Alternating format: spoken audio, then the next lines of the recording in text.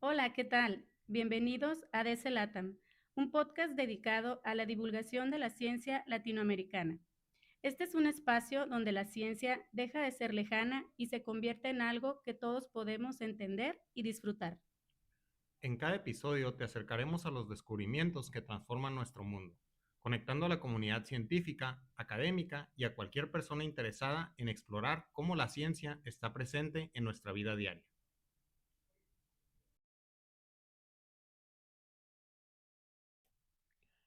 Episodio 6. Ciudades que piensan en movimiento. Cómo planear una movilidad urbana sustentable y resiliente. Presentado por doctora Carla Velázquez Victorica y doctor Leonel Gabriel García Gómez. Invitado especial, doctor Alejandro Sánchez Atondo. Comenzamos. Hola, ¿qué tal? Muy buenos días. Hoy me acompaña el doctor Leonel Gabriel García Gómez y juntos tendremos el gusto de conversar con el doctor Alejandro Sánchez Atondo. Bienvenido, profesor. Él es profesor investigador de la Facultad de Ingeniería de la UABC. Hablaremos de un tema que todos vivimos literalmente cada día de nuestras vidas, que es la movilidad urbana. ¿Cómo podemos movernos mejor en nuestras ciudades sin perder tiempo, salud ni recursos? Es una pregunta muy interesante. Y bueno, nuestro invitado, Alejandro, propone una manera diferente de planear el transporte urbano, integrando distintas escalas desde el barrio hasta la región y construyendo escenarios que no solo sean eficientes, sino también sostenibles y resilientes. Bienvenido, Alejandro. En pocas palabras, pues vamos a imaginar cómo serían las ciudades del futuro si logramos movernos con inteligencia, equidad y visión ambiental.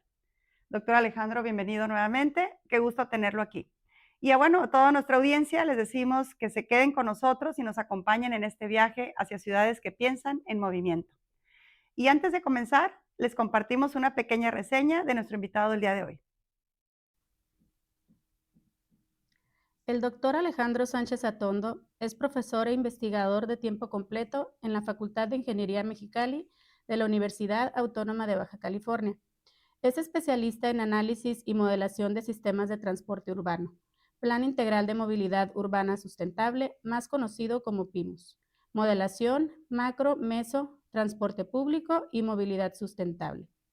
Cuenta con publicaciones en revistas de alto impacto indexadas en JCR y Scopus, además de artículos en revistas arbitradas, participaciones en libros, memorias de congresos internacionales, registros ante Indautor y desarrollos tecnológicos reconocidos por la CECIT.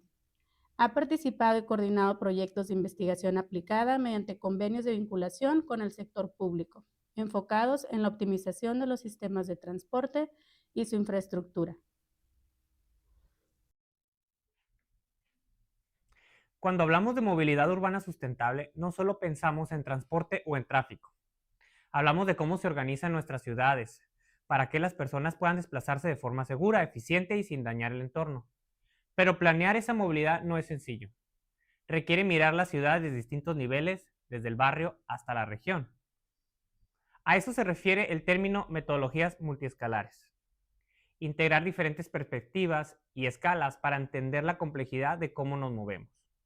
En este episodio descubriremos cómo, a partir de un buen diagnóstico, es posible construir escenarios sostenibles y resilientes que ayuden a nuestras ciudades a evolucionar hacia un futuro más ordenado, equitativo y humano.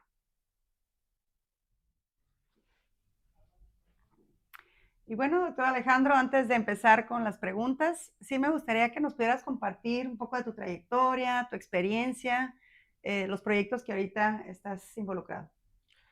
Hola, buenas tardes, buenos días, depende de cuando escuchen el podcast. Muchas gracias por la invitación. Aprovecho el espacio que me otorgas para platicarles un poquito a qué me dedico, ¿no? Yo soy ingeniero civil y con un posgrado en el área de planeación de la movilidad y el transporte. Tengo poco más de 13 años dedicados a este tema, a la docencia y a la investigación. Y pues como es un tema no tan, no sé si decir explotado, pero no hay no hay muchas profesionistas, por así decirlo, que se especialicen específicamente en esto, He tenido la oportunidad de trabajar en varios proyectos desde hace bastantes años. Colaboré en el Plan Integral de Movilidad Sustentable de Mexicali, en la elaboración de los modelos de transporte, en otros proyectos más específicos que tienen que ver con seguridad vial.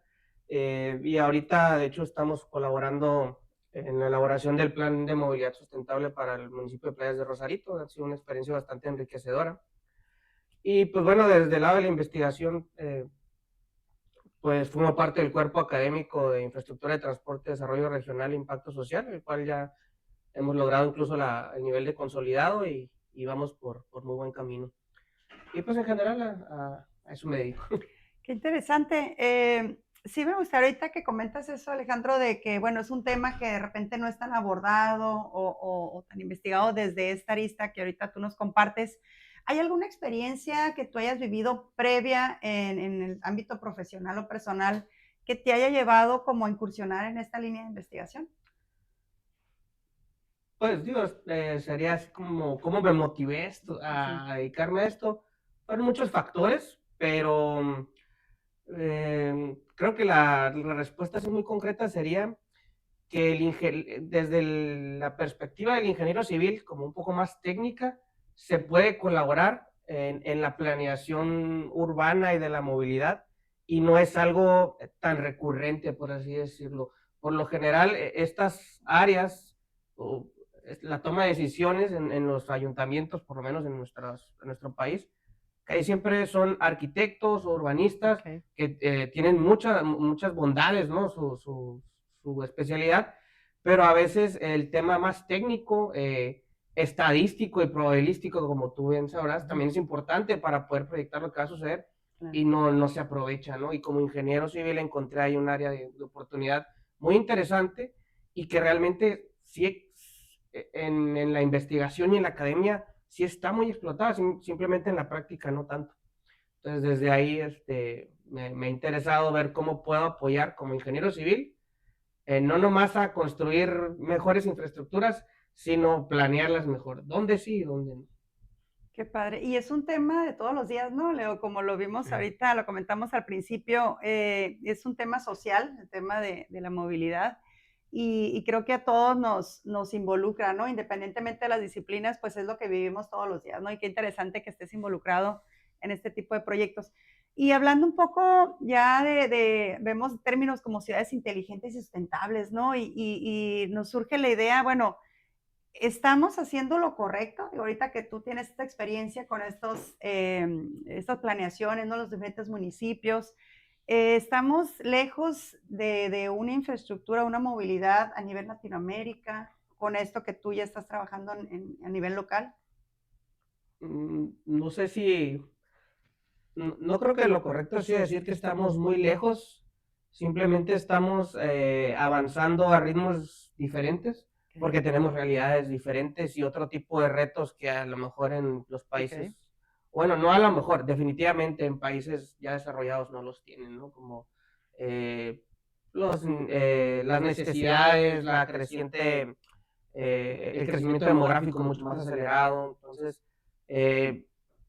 no es tan fácil aplicar lo que ya hicieron en Alemania o lo que ya hicieron en Holanda, no es de manual.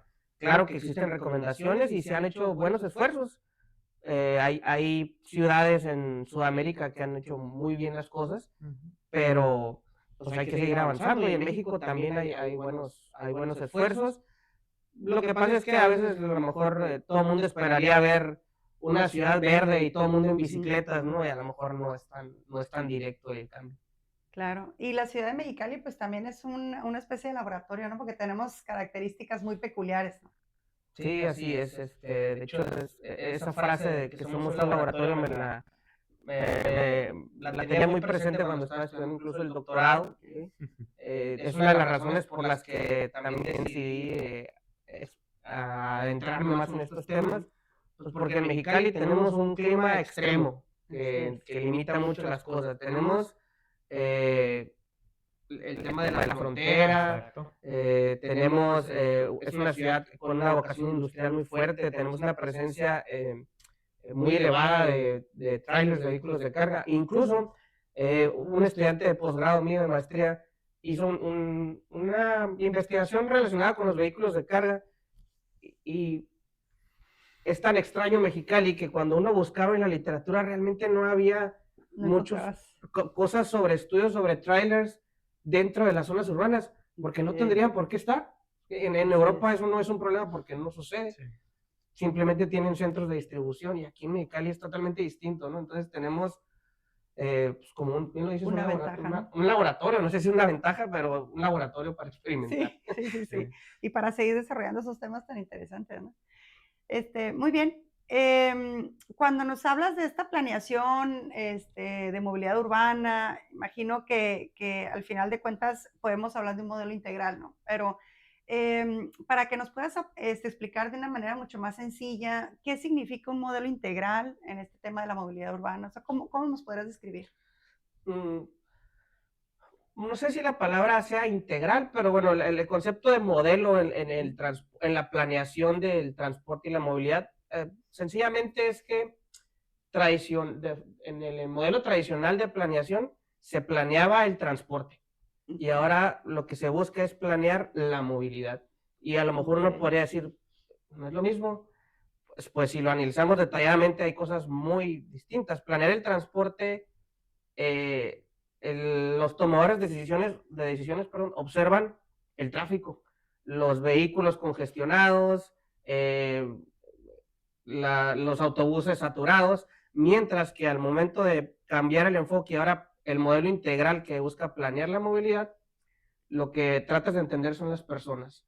No se Ok. trata de ir a medir cuántos vehículos hay. Claro que hay que conocerlo porque es el problema, pero hay que saber por qué la gente está ahí. Hay que diagnosticar adecuadamente cuáles son sus necesidades de Claro. desplazamiento, por qué se mueven, cómo se mueven, se podrían mover de otra forma a otra hora. Es como, es como cuando uno va al médico, ¿sí? Si uno se siente mal, no se trata de ponerte una pomada para que se te quite la comezón o algo, sino ir al médico para saber por qué está sucediendo lo que está sucediendo y Claro. atacar el problema de raíz, De si raíz. quieres verlo así. Claro, y en ese tema yo creo que das en el punto, ¿no? De también conocer cuáles son las necesidades ahorita de las personas, ¿no? Hablas de esta otra perspectiva de cómo los ciudadanos vemos esta movilidad, ¿no? Y cómo también es muy importante la opinión que tengamos como ciudadanos, porque al final de cuentas tenemos diferentes escenarios, tenemos diferente tipo de movilidad, horarios, etcétera, y pues qué interesante también tomar en cuenta mucho pues a la ciudadanía, ¿no? Sí, sí. Así es. Muy cierto, ¿no? Muy bien. Estábamos hablando de lo que es la planeación integral, ¿no? Y que es importante, ¿no? Sobre todo en ciudades como Mexicali o ciudades latinoamericanas, donde hay que tomar en cuenta las diferentes necesidades, ¿no? Los diferentes usuarios, en este caso, pues el conductor, los pasajeros, los ciclistas, los peatones, ¿no? Y pues sabemos que las sociedades, la gente la sociedad que vive en estas ciudades, pues utiliza todas estas, o es parte de todas estas modalidades, ¿no? De todos estos tipos de usuarios, ¿no? Es por ello que estos métodos, estos tipos de planeación, doctor, deben de incorporar a la sociedad, ¿no? Entonces, ¿de qué manera se da esa participación ciudadana en la toma de decisiones de este tipo de estrategias que el gobierno debe tomar en cuenta? Bueno, la participación ciudadana es un elemento clave en el nuevo enfoque de movilidad, de planeación para la movilidad que comentaba hace unos instantes, ¿no? En la planeación tradicional del transporte, la participación ciudadana era meramente anecdótica, porque realmente se enfocaban en, como lo dije antes, medir cuántos vehículos y no ocupas la opinión de las personas. Y la solución era siempre hacer más grande la calle o hacer un puente, que sí sirve, pero no es todo. Y ahora, en el nuevo enfoque, la participación ciudadana es indispensable, no solo para identificar algún problema, que es muy importante, sino también para plantear la visión y el objetivo de movilidad de la ciudad, para empezar. Hay talleres de participación ciudadana donde la sociedad, los representantes de los distintos grupos sociales de una ciudad, dan su su visión, qué esperan de la movilidad de aquí a 2040, por ejemplo, para Mexicali o para la ciudad en la que estemos hablando. Y se construye una visión común para todos, una visión en la que todos estén de acuerdo. También, obviamente, para el momento de plantear estrategias, ¿sí? Definitivamente va a haber aportes de la ciudadanía que a lo mejor no están alineados a la visión, pero sí hay muchos aportes interesantes, ¿no? Yo acabo de participar hace unos meses en los talleres para el diagnóstico de la movilidad en playas de Rosarito. Y obviamente pues, haces el taller y este taller es, por ejemplo, con el objetivo de identificar problemas específicos y ahí las personas, pues, obviamente a lo mejor no están tan relacionados con el caminito de la planeación y aprovechan para proponer proyectos y todo sirve, ¿no? Pero lo ideal es hacer talleres para hacer un diagnóstico y luego para plantear objetivos y luego para proponer estrategias. Es una planeación cíclica, eso es importante también. Cuando se hacen los planes de movilidad, es importante no guardarlos en un cajón. Que eso es lo que nos pasa en muchas ciudades en Latinoamérica todavía. No es que no se haga planeación, sí se hace. Hay institutos municipales de planeación, los INPLANES, el IMIP, y hacen un esfuerzo descomunal, muchas veces para la cantidad de gente que hacen muy bien las cosas. Pero el problema es que se hacen los planes y a veces no se siguen, ¿no? No se retoman. No se retoman, debe ser cíclico. Y ahí es muy importante el tema de la participación ciudadana, porque si las personas, si la sociedad participó en el plan, lo hacen suyo, es su plan. Claro. Y de esa forma saben que existe y las decisiones y lo apoyan y se hace común el plan. Eso es muy importante. Un ejemplo muy padre de esto es en la ciudad de Mérida, si no me equivoco. Tienen una experiencia muy buena donde se hizo un plan con una participación muy nutrida de las personas y de hecho el plan no fue así como súper técnico, era a lo mejor ya un tanto cualitativo, pero la gente se apropió de él y de hecho ya se volvió a actualizar a unos pasos de los años, o sea, se sigue actualizando y en otros casos se hace un plan muy extenso de 700 hojas que son Muy puros técnico, datos ¿no? técnicos que se hace a veces para cumplir con un requisito y se guarda en un cajón, ¿no? Entonces ese es lo que no se debe de lograr y el hecho de la participación ciudadana es fundamental. Ahorita hablabas de que en Mérida o ciudades como Mérida participó bastante la sociedad y que se volvió pues parte de sí, ¿no? De su, ahora sí que El día a día. el día a día, ¿no? Y es algo que se va enriqueciendo con el tiempo y que obviamente va tomando en cuenta esas necesidades del día a día de la sociedad, ¿no? Pero ¿cómo logran los gobiernos que la movilidad beneficie a toda esta gente? O sea, una cosa es la participación durante el proceso de la planeación de estos programas, pero ¿cómo se logra ese beneficio para todos los usuarios, toda la sociedad? Bueno, ahí estamos hablando de los temas de equidad, ¿no? De justicia social, incluso de resiliencia, ¿no? Que están un poco alineados. Los planes tienen que ser, la planeación de la movilidad tiene que considerar el concepto de la equidad, es decir, que tome en cuenta las necesidades de todos y todo el mundo tiene necesidades distintas.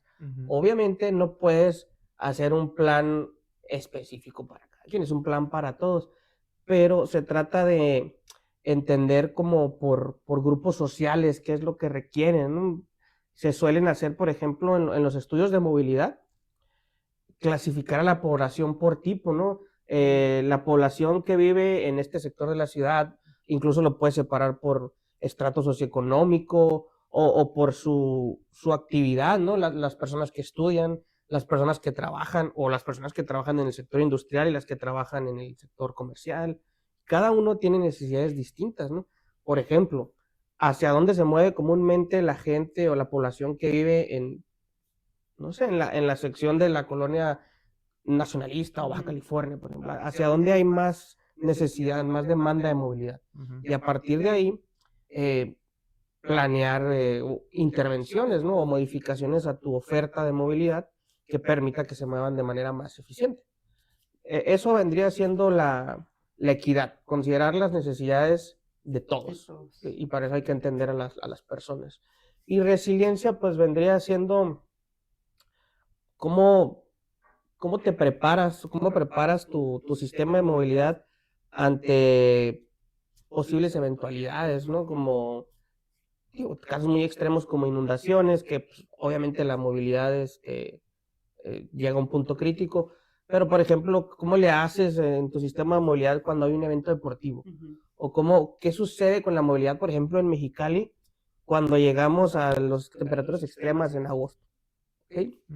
No es tan sencillo planear la movilidad en estos casos, pero se pueden incorporar distintas estrategias. Entonces, eso es una ciudad resiliente, por así decirlo. De hecho, justamente ahorita con uno de mis estudiantes de doctorado estamos trabajando en un artículo tipo review sobre estrategias de movilidad sustentable en climas extremos calurosos. Hay mucha literatura sobre climas fríos, pero no tanto en clima caluroso. Todavía estamos en proceso, pero está bastante interesante. ¿Qué se hace? ¿Qué se suele hacer? Por ejemplo, pues, a poner mucha sombra, aspersores, pero también ahí nos dicen, por ejemplo, que pues es cuando la temperatura excede de 30 y tantos, 35 grados centígrados, la movilidad peatonal reduce drásticamente. Por más que te esfuerces, no lo vas a no vas a lograr que la gente se mueva a pie, ¿no? Es difícil. Por lo tanto, tienes que ser muy, muy cuidadoso, muy eficiente al momento de planear tu sistema de transporte público. Parece ser que el sistema de transporte público es la columna vertebral ahí en estos casos, ¿no? Para una ciudad resiliente en el caso de los climas. Sí, totalmente. ¿Y cómo involucras a toda la ciudadanía y todas las necesidades, no? Es que te escucho, Alejandro, la verdad, y como que son diferentes cachuchas al final, ¿no? Que son escenarios muy distintos, pero lo interesante es cómo aterrizarlo en un plan y que todos se apropien de él. Yo creo que aparte de eso, creo que estos grupos, además de que se apropien de él, puede permear al resto de la población.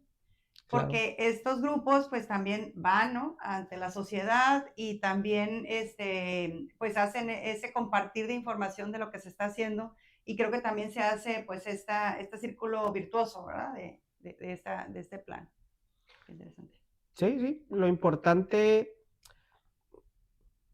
bueno, sí, lo importante es aplicar lo que la gente expresa, ¿no? Escuchar es fácil, lo difícil es cómo trasladas todos esos comentarios a planes específicos, a proyectos específicos y a la acción, ¿no? Cómo se ven reflejadas realmente las cosas.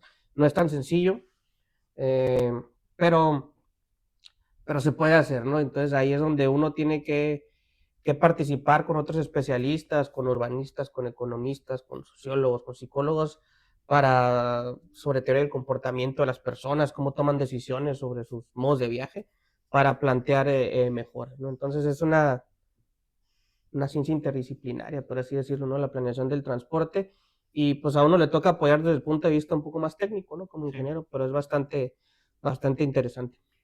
Sí, totalmente. Y a veces las personas lo que requieren es que las escuchen, ¿eh? Sí. O sea, muchas veces es estos espacios que ustedes generan a través de estos proyectos donde la participación se vuelve cualitativa, pero también muy sensible, porque es algo que todos los días viven como ciudadanos, y que haya un espacio donde te puedan escuchar, yo creo que es muy valioso también. Así es, sí. De hecho, hablando un poquito de eso, ¿no? De la participación ciudadana y cómo hacerlas que de alguna manera se tomen en cuenta sus decisiones. ¿Cómo hacemos que realmente, una vez que se está dando todo ese proceso de participación ciudadana, que se integran, me imagino, en mesas de trabajo, donde se hablan de diferentes temas, ¿no? Diferentes problemáticas de la ciudad? ¿Cómo funciona esa parte? ¿Cómo integrarlas, todas esas estrategias que las personas se establecen? ¿Cómo se dan, cómo se aterrizan en el plan? ¿Cómo influyen en el plan? Bueno, hay que reconocer que hay como dos escenarios aquí, dos dos cosas, ¿no? Una cosa es cuando se está haciendo el plan de movilidad de una ciudad que, pues ya todas las ciudades deben de contar con un plan, ¿no? Es lo ideal, un plan de movilidad, no de transporte. Y ahí, como lo comenté hace unos minutos, se hacen talleres y los talleres se organizan, ahora sí que como el Instituto Municipal de Planeación lo defina, ¿no? Por ejemplo, en el caso del Plan de Movilidad de Rosarito, lo organizamos en mesas que tenían que ver con los objetivos del plan. Estaba la mesa de movilidad, conectada, le llamaban. No recuerdo el nombre exacto, pero tenía que ver con toda la conectividad, así como regional, los grandes bulevares, cómo conectar distintas zonas. Había otra que era la mesa relacionada con la movilidad activa, peatones, bicicletas, prácticamente, ¿no? Scooters también, pues, cosas muy específicos. Estaba todo lo que era la mesa para el desarrollo económico, no recuerdo el nombre exacto, pero era toda la movilidad de carga, ¿no? O sea, toda la industria, porque ellos tienen sus necesidades muy específicas que muchas veces chocan con las necesidades de los demás, ¿no? Pero hay que tomarlos en cuenta. Incluso ahorita, como está todo como está todo ahorita la sociedad, ¿no? Todas las nuevas tendencias, había una mesa de movilidad inclusiva, ¿no? O sea, aunque uno puede decir que tiene que ver en la movilidad, claro que hay una mesa de movilidad inclusiva donde tienes que entender las necesidades, por ejemplo, de las personas con capacidades limitadas, la movilidad para los grupos más vulnerables, para a veces las mujeres, por ejemplo, no sé si han visto que existe la ruta violeta o en la Ciudad de México que existe el vagón para mujeres y cosas así, ¿no? Que si son buenos o no son malos, ya habría que analizar cada uno, pero se tiene que por lo menos... Iniciativas, ¿no? tiene que haber iniciativas considerar. Entonces había una mesa para eso también. Entonces ahí hay mesas, pero ya que el plan está hecho, o sea, a partir de las mesas estas se obtienen propuestas, se hacen proyectos, se aprueban por la ciudadanía. También el mismo plan, siempre debe contar un plan al final con una estrategia que es como una mesa de seguimiento, un consejo de seguimiento, como quieran llamarlo, que es que se junten las partes interesadas para darle seguimiento al plan, ¿sí? ¿Qué está pasando? Que se junten cada 2, 3 meses. Oye, esto está funcionando, esto no está funcionando, y cómo lo vamos mejorando. Y son ellos mismos quienes van a decir, ¿sabes qué? El plan ya se tiene que actualizar, ya se quedó obsoleto. Y no porque el plan tenía una visión al 2040, vamos a esperarnos al 2040 a que se renueve, ¿sí? Esa es muy importante. Y de hecho, justamente, digo, regresándome con el ejemplo de Rosarito, hace unas 2 o 3 semanas tuvimos un taller de trabajo ya con expertos, con peritos en la materia allá en la región de Rosarito, para ver qué opinaban del plan y todo, y prácticamente lo que nos dijeron, las estrategias, lo que están planteando, está bien, o sea, siempre son buenos todos los proyectos, lo importante es que se le dé seguimiento. Claro. ¿Qué es? Es esta mesa que les comento, o sea, que el plan no lo guarden, que haya una mesa de trabajo que lo esté renovando, que lo esté revisando y que se lleven a cabo las acciones que vienen ahí planteadas simplemente.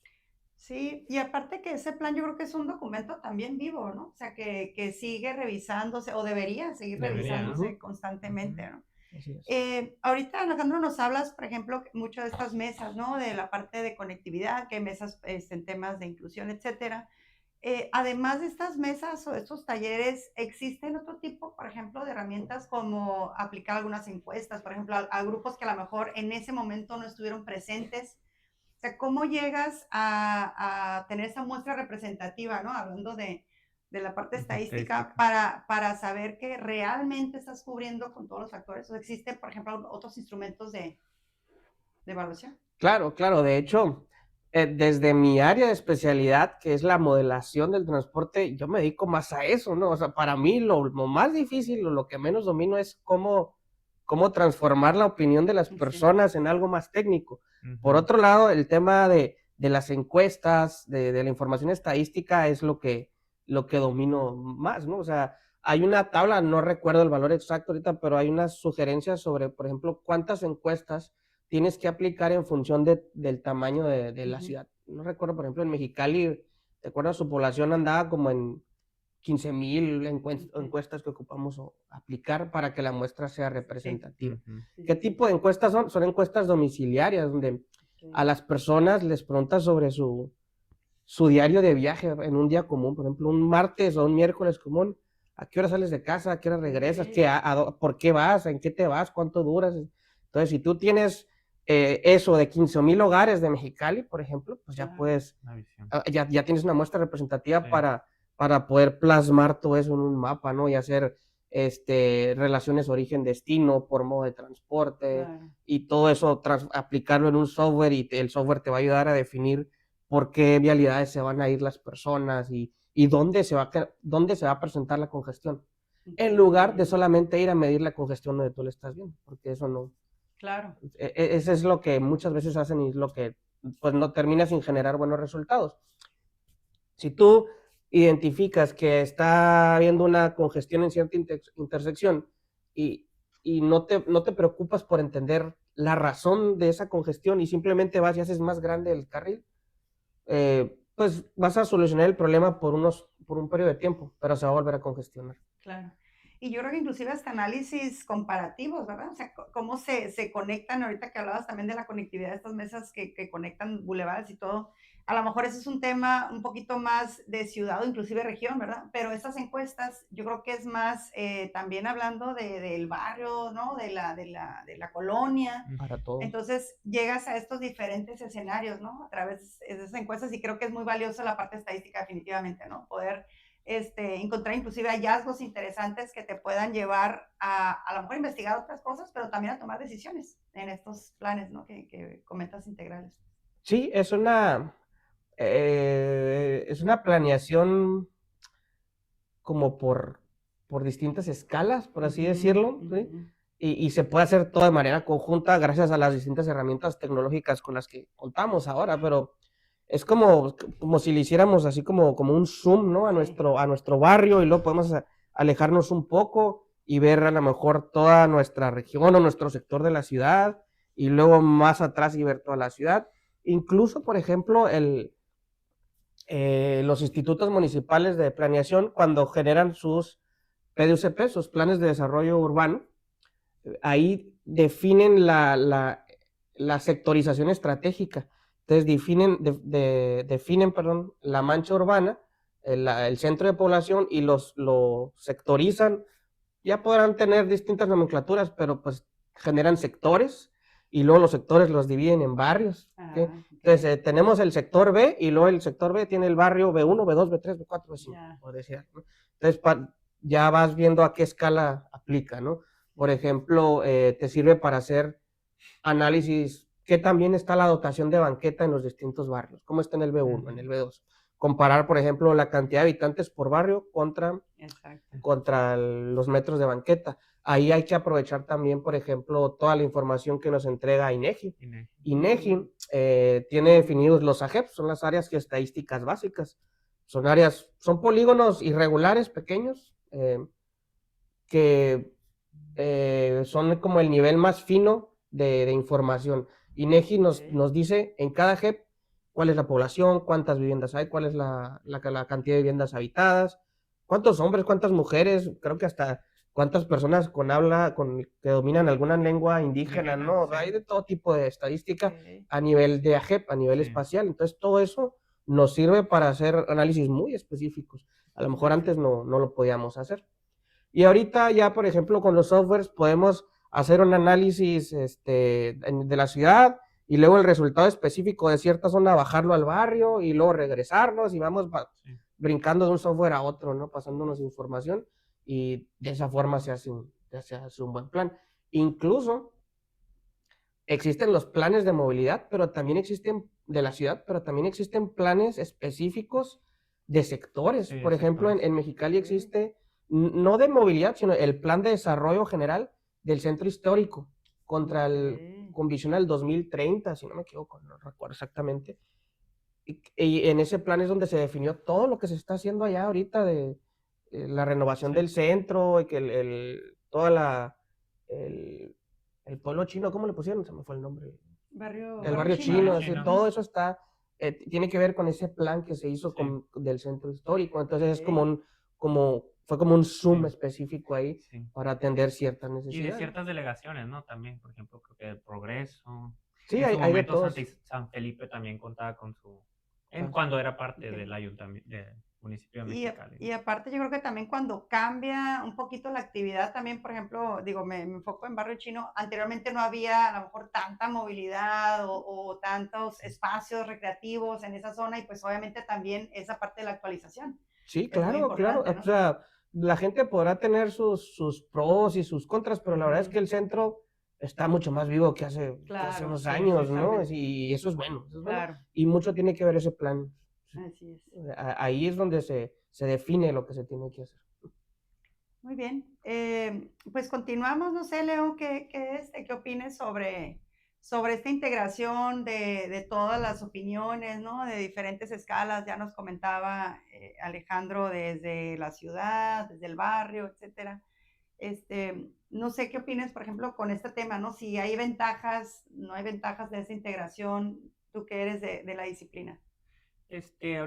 Ahorita comentaba el doctor Alejandro que es importante analizar de forma multiescalar, ¿no? O sea, también me ha tocado a mí hacer análisis de ese tipo, donde es importante tomar en cuenta un análisis macro, ¿no? Y también el análisis micro, ¿no? Como lo mencionaba el doctor. ¿Por qué? Porque son diferentes las problemáticas que enfrentan cada una de las secciones o sectores de la ciudad, ¿no? Entonces, tomar en cuenta ese análisis de geoespacial más detallado, ¿no? En ciertas zonas de la ciudad nos enriquece, ¿no? Y analizar bien cuáles son las necesidades, la movilidad de un sector y hacia otro sector, qué tan relacionado, conectado está o qué tanta interacción tiene un sector con otro sector. Eso hace todavía más la planeación más enriquecedora, ¿no? Y obviamente, pues las estrategias más detalladas, más puntuales.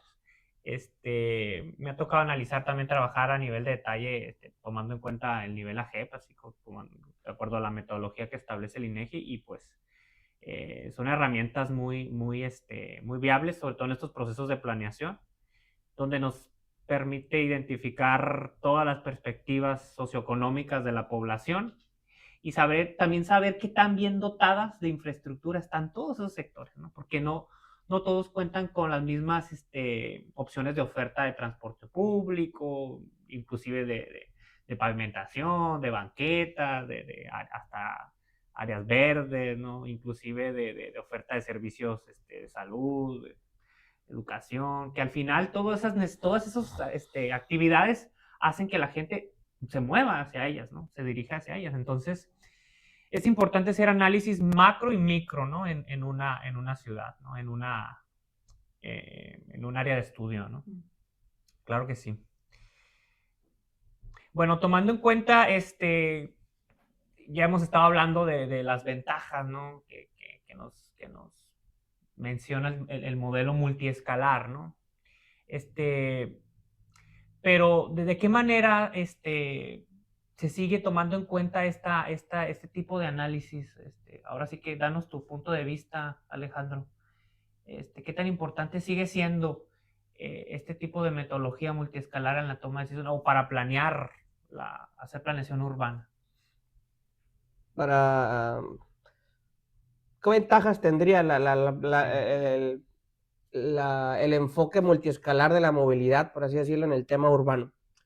Yo creo que nos sirve para tomar decisiones o para invertir mejor, para que el ayuntamiento o el gobierno invierta de mejor forma. No es que invierta mal, a veces invierte y está bien invertido, pero al analizarlo desde el punto de vista de distintas escalas y con un enfoque interdisciplinario, desde mi punto de vista, por ejemplo, técnico, apoyando la visión de los urbanistas, de los economistas y todo, vas a tener una proyección real con datos de lo que podría impactar esa infraestructura. Entonces, eso no siempre se hace. A veces se invierte por intuición y muchas veces lo logran, ¿no? O sea, a veces sí funciona, pero podrías estar en una situación donde no sabes cuál proyecto hacer. ¿Qué tal si tienes varios problemas y nomás tienes un peso, ¿no? Pues, ¿dónde invierto este peso? Acá o acá, ¿no? Entonces, una metodología de este tipo te puede ayudar a identificar dónde se maximizarán los beneficios. ¿Okay? Incluso en nuestro país existen distintos tipos de estudios con la visión de la sustentabilidad. Hay muchas aristas que hay que analizar, pero sigue siendo el estudio que manda, el que sigue definiendo si el proyecto se tiene que hacer o no se tiene que hacer, es un estudio costo-beneficio. Ese es el que analiza. Y para hacer un estudio costo-beneficio, los lineamientos nos dicen que tenemos que evaluar el impacto, pero no nos dice cómo. Te dice, tú dime cómo lo evaluaste. ¿Por qué? Porque los estudios costo-beneficio son para todo tipo de infraestructura. Para una presa, para un sistema de alcantarillado, para una línea de alta tensión, para un puente, por ejemplo, o para una línea de transporte público. Entonces, como está abierto para todos, cada especialista, desde su trinchera, definirá el impacto del proyecto. Entonces, ahí es donde este tipo de enfoque puede ayudar a definir un impacto con datos, o sea, ¿no? Te va a ayudar a disminuir tantos minutos o tantos segundos la demora promedio, en lugar de decir, pues va a disminuir el tráfico. Eso, pues va a disminuir el tráfico si construyes este puente o este puente. Claro. Pero ¿en dónde va a disminuir más? Hay que traducirlo a indicadores, ¿no? Exactamente. Sí. Entonces, esta metodología te ayuda a tomar decisiones con datos. Claro. Y obviamente es súper importante la disponibilidad de datos también. Claro. ¿No? Para eso, pues, como lo comentamos hace rato, las técnicas estadísticas, la cantidad de encuestas, aprovechar lo que nos da INEGI, hacer aforos también, que pues, hay que cruzar la información, hay que cruzar la opinión de la ciudadanía, los datos oficiales, las encuestas, el trabajo de campo, todo. Y las opiniones, ¿no? Como me comentas. La información que también se generó en estas mesas de trabajo, ¿no? Y que imagino que son constantes, ¿no? Porque no, supongo que estas mesas no son de un día, son de semanas, de meses de trabajo. Y por lo general se abren, incluso ahorita con internet y todo, se abren espacios digitales para que la gente esté retroalimentando. Claro.